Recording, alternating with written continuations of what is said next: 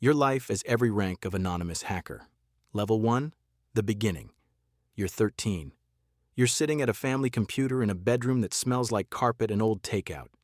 You find a forum, not a hacking forum, a forum where people explain how things work, how networks pass data, how a password becomes something unreadable in transit, how the internet is not a single thing but millions of agreements between machines. The person writing the post is patient and precise. They assume you're smart enough to follow. You read it 4 times. You've always been the kid who takes things apart. Phones, clocks, your sister's portable speaker that she asked you not to touch. You put most of them back together. You need to understand how something functions before you can leave it alone. You start finding more of these posts, then documentation, then tools with names you don't recognize yet. You're not thinking about anything illegal. You're thinking about how the lock works, that's all. Just the mechanism, just a kid who can't stop pulling at threads. Level 2. The first test. You're 15. You've crossed into something you didn't formally decide to cross into. It accumulated. Learning what a tool does led to wanting to see it run. You pointed a network scanner at your home router, then your neighbor's. The neighbor's Wi-Fi password fell in 11 minutes. You didn't use the access. You just confirmed it was real, that it worked, that you understood enough to make it work. The feeling wasn't pride exactly, it was something more specific, a locked system opening because you knew something about it that the person who owned it didn't. You tried the school network next, a known vulnerability, unpatched for 2 years because school IT departments run on nothing. You were inside in under half an hour, you looked around, you found grade records and lunch account balances and substitute teacher schedules. You didn't touch anything. You left. You told yourself that made it fine. You were just looking. You find the community online they call the entry-level script kiddie territory. People who run tools without understanding them. You know you're near that line. You decide to understand everything before you run anything. That decision matters more than anything you've done so far. Level 3. The skills.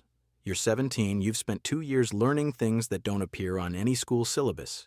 Python first, then networking protocols, then web application architecture, then C, which took longer and hurt more. You learned by reading documentation until your eyes burned, by building small things and breaking them deliberately, by understanding exactly why they broke. You're good now. Not elite, but genuinely technically good. You start finding real vulnerabilities in real systems. SQL injection points in company websites, authentication bypasses in applications with thousands of users, misconfigured servers exposing internal files to anyone who looks. The internet is full of these gaps. Software is hard and security costs money, and most companies treat it like insurance, something they'll deal with after the disaster. Some of these companies have bug bounty programs. They pay researchers to find holes before criminals do. You report 3 vulnerabilities. You receive $400 from one company, $250 from another. The money is small. The validation is not. You've done something real. You found a genuine weakness in a real system, and the company paid you for it. The math is clear.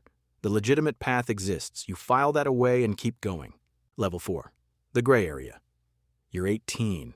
You find vulnerabilities that have no bounty program attached. Companies that haven't opted into any formal process. You find the hole. You look through it. You leave without touching anything. You tell yourself this is victimless. You didn't take anything. Nobody got hurt. You just saw what was there. The line between looking and taking is a real line. You know where it is. You haven't crossed it. But you've been inside systems you were never invited into, dozens of them now, without announcement and without consequence. The fact that you left cleanly doesn't fully resolve what you were doing there. You think about this occasionally, not as much as you should. You're 18 and good at something almost nobody understands, and the combination of those 2 facts produces a specific kind of confidence that doesn't leave much room for the harder questions. Level 5. The forums. You're 19. You know the dark web exists. You've known for a year. You've avoided it deliberately, not from fear, but from something more precise. A sense that some doors open onto things you can't unsee. You know your work lives in gray hat territory. Security research without permission, bounties when available, quiet observation when not. Criminal infrastructure is a different thing. You've told yourself that clearly. Then one night, you open a Tor browser because you want to see if the forums look the way you've imagined them. They don't look like movie sets. They're functional, organized, structured like professional service directories, reputation scores, escrow systems, dispute resolution. They look like markets because they are markets. You find a thread where someone sells network access, not data, just the foothold, the way in, listed like property, industry, company size, level of access, price. You understand exactly what each listing represents. You have the technical knowledge to evaluate the quality of what's being sold. You close the browser, you sit for a while, you open it again 3 days later. Level 6, the first job. You're 20. You took it. Before you did, you told yourself several things. That you were providing a technical service, that you didn't know the client's intent, that if you declined, someone else would accept, that $4,500 in Bitcoin was a different order of magnitude than anything a bug bounty had ever offered. These are the arguments people make when the decision is already made and needs to feel reasoned. The target is a regional manufacturing company. You spend 3 weeks on reconnaissance, employee names, email formats, public infrastructure, vendors. You find a phishing angle through a software supplier they use. The email you send looks legitimate. An accounts payable manager clicks. You have access. You document everything. You move through the network quietly. You reach the level of access specified. You hand it over. The payment arrives. You sit with what you've done. The justifications are thinner now. The money is real. The access went to an anonymous person on a forum for an unknown purpose. You tell yourself it was one time. You take another job 5 weeks later. Level 7, the group. You're 21. A handle you recognize from the forums reaches out. Your work has a reputation there. Clean methodology, low trace signature. They have an offer. The group runs ransomware operations. You know what that means. You've read the news coverage for years. Organizations encrypted, ransoms paid. Your specific role would be initial access. You find the way in. Everything after that belongs to other people. Deployment, encryption, negotiation. You're the door opener, not the one making demands, not the one locking the files. You tell yourself the division of labor limits your responsibility. This is how it works when someone has already decided to go somewhere and needs the geography to feel manageable. Level 8, the hospital. The first target your access serves is a hospital network in Ohio. You spend 4 weeks finding the entry point, an outdated VPN appliance, a known vulnerability in firmware that hasn't been updated. You hand over the access on a Wednesday. You find out what happened through a news alert 3 days later. The hospital systems are encrypted. They can't access patient records. Medication systems are down. Surgical scheduling is gone. The ransom demand is $1.2 million. The hospital pays $900,000 after negotiating. Your cut is $60,000. You knew the target was healthcare. You knew that going in. You told yourself hospitals have IT staff and backup systems and insurance for exactly this. You told yourself the institution would absorb it. The $60,000 is sitting in a wallet, and the hospital's staff spent 4 days managing patients on paper forms, and somewhere, in those 4 days, there were decisions made under degraded conditions that wouldn't have been made otherwise. You don't know exactly what those decisions were. The anonymity that protects you ensures you never will. Level 9, the math. You're 22. You've run 12 access jobs in 18 months. The total paid out is just under $400,000 in Bitcoin. You've converted some of it carefully. Some sits in wallets. The group is professional, operationally disciplined. Nobody uses real names. Communications happen through encrypted channels and get deleted. You understand you're now a functioning part of criminal infrastructure. Not peripheral, central. The initial access role is the first link in a chain that ends with organizations paying ransoms measured in hundreds of thousands of dollars. You're good at your part, better than most who do it. The skill that started as pure curiosity in a bedroom at 13 has become a specialized criminal service. You think about the version of you at 15 who left the school network untouched because you hadn't taken anything. That version feels distant, not naive. Just from a time when the line between looking and taking was still the thing you organized yourself around. Level 10, the question. You're 23. A member of the group sends a message you don't answer right away. They have a new target, critical infrastructure, a water treatment facility in the southeast, larger payout. They need your access methodology specifically. You read the message 3 times. You close the channel. You've told yourself at each escalation that there was a limit you wouldn't cross. The limit kept moving. Hospital networks were the limit. They weren't. Financial institutions were the limit. They weren't. You sit with the water treatment message for 5 days. Do you feel bad about this? The question sits in your head in a way you haven't let questions sit in a while. You've built a professional distance from what your work produces. You've called it compartmentalization. You've called it specialization. You've called it the logical consequence of distributed operations where no single participant holds the full picture. The distance has been functional. It kept you working. What you notice at 23 is that the distance isn't full. Under it, there is something that hasn't gone away, just been processed differently, filed somewhere so the work could continue. Level 11, the exposure. You're 24.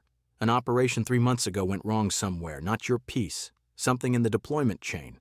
A law enforcement agency in the Netherlands took down a server. Encrypted communications got partially reconstructed, handles got connected to patterns, patterns got connected to infrastructure. You find out through a warning from another member, 3 words through an encrypted channel. Then nothing. The channel goes silent. You spend 4 days doing nothing except reading news coverage and running through the operational security of every job you've done.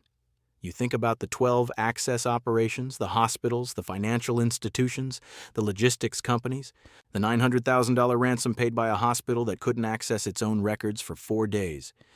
You think about whether any of those made the news in ways you could trace back to your specific foothold. You don't know. You were designed not to know. The anonymity that protected your identity also meant you never saw what moved through the doors you opened. Level 12. The waiting. You're still 24. Nothing happens for 3 months. No charges, no contact. No indication that any thread connects to you specifically. The silence is not relief. It's a different kind of wait. You've stopped taking jobs. Not dramatically, you just stopped responding. The Bitcoin in the wallet sits there. You think about the $400,000 and what it represents in terms of what got paid out on the other end. Ransomware operators collect roughly 20 to 30% of the total ransom as the model distributes across the chain. If your cut across 12 operations totaled $400,000, the total ransoms paid by the organizations your access enabled were somewhere between $1.3 million and $2 million. You do this math once, you don't redo it. You file it in the same place where you filed the hospital. Level 13, the pivot. You're 25, you've been doing legitimate security consulting for 8 months. You approached a small firm through a contact. You said you had independent research experience. They asked for examples, you provided sanitized versions of vulnerabilities you'd found through bug bounties, the real ones, the documented ones. You were hired to test client networks, authorized access, written scope, defined targets. The technical work is nearly identical to what you were doing before. Same methodology, same tools, same mental process of finding where the logic breaks. The difference is a signed contract and a report you hand to someone who uses it to fix the problem.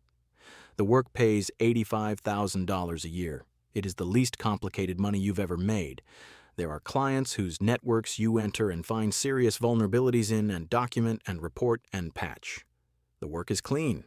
You're good at it. The skill is the same skill. You keep going.